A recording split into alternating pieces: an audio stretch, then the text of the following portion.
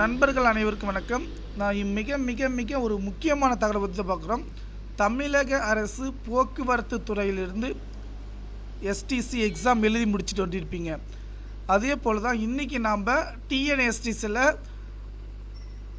மறைந்து இருக்கும் வேலைவாய்ப்புகள் எப்படி நான் சொல்கிறேன் அப்படின்னா நீங்கள் விளக்கமாக சொல்லுங்கள்.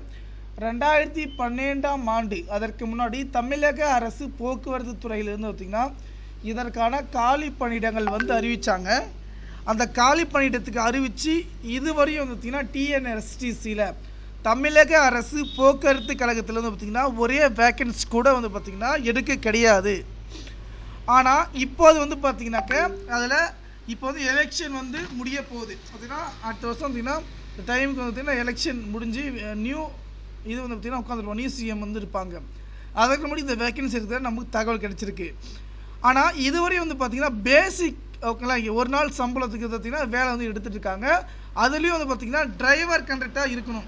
ஓகேங்களா, இதுக்கு என்ன குவாலிஃபிகேஷன் எடுத்தாங்களோ அந்த இதுதான் பார்த்திங்கன்னா எடுக்கவே போகிறாங்க. ஓகேங்களா, எடை எவ்வளோ எடுக்கணும் என்ன இது இந்த மூலிமா எடுக்க போகிறாங்க. ஓகேங்களா, ஆனால் நமக்கு தெரிஞ்ச வேகன்சி என்னென்னு பார்த்திங்கனாக்க டிரைவர், கண்டக்டர், டெக்னிக்கல் ஸ்டாஃபில் மெக்கானிக் பார்த்திங்கன்னா மெக்னேஸ், எலக்ட்ரிக்கல் அந்த மாதிரி ஃபிட்டரு, பெயிண்டர் இந்த மாதிரி இது வரப்போகுது.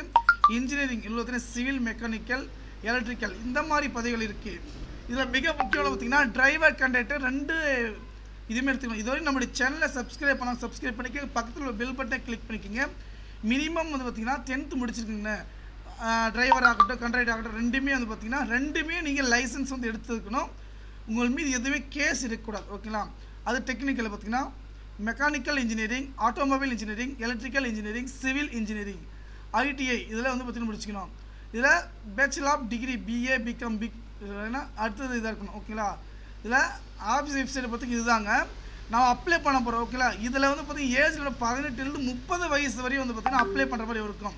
இதில் டிரைவர், கண்டக்டர் பேசிக் அப்ராக்சிமேட்டாக பார்த்திங்கன்னா நம்ம 15,000 to 25,000 வரை இருக்குது டிரைவர். ஓகேங்களா, யூனிஃபார்ம் வருஷம் மாற பார்த்திங்கன்னா உங்கள் மேலே எந்த கேஸு எந்த ப்ராப்ளம்லாம் வரும்.